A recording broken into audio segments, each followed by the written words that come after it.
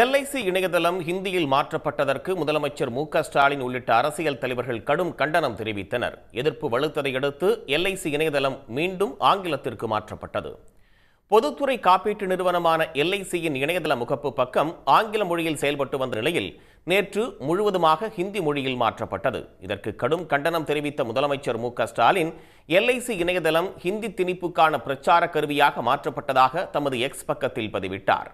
இது இந்தியாவின் பன்முகத்தன்மையை மிதித்து பலவந்தமாக கலாச்சாரம் மற்றும் மொழியை திணிக்கும் நடவடிக்கை என்றும் அவர் குற்றம் சாட்டியிருந்தார். இதேபோல் துணை முதலமைச்சர் உதயநிதி ஸ்டாலின், எதிர்க்கட்சித் தலைவர் எடப்பாடி பழனிசாமி, மதிமுக பொதுச் செயலாளர் வைகோ, முன்னாள் முதலமைச்சர் ஓ பன்னீர்செல்வம், தேமுதிக பொதுச் செயலாளர் பிரேமலதா, திமுக மற்றும் கூட்டணி கட்சி எம்பிக்கள் உள்ளிட்டோரும் தங்களது கடுமையான எதிர்ப்பை பதிவு செய்தனர். ஹிந்தி பேசாத மக்கள் காப்பீடு குறித்து அறியவும் பயன்படுத்தவும் மிகுந்த சிக்கல் ஏற்பட்டிருப்பதாக திமுக எம்பி கனிமொழி ஒன்றிய நிதியமைச்சர் நிர்மலா சீதாராமனுக்கு கடிதமும் எழுதியிருந்தார். தொடர் எதிர்ப்புக்கு பணிந்த எல்ஐசி நிர்வாகம் தொழில்நுட்ப கோளாறு காரணமாகவே இந்த நிலை ஏற்பட்டதாக வருத்தம் தெரிவித்து மீண்டும் இணைய பக்கத்தை ஆங்கிலத்திற்கு மாற்றியது.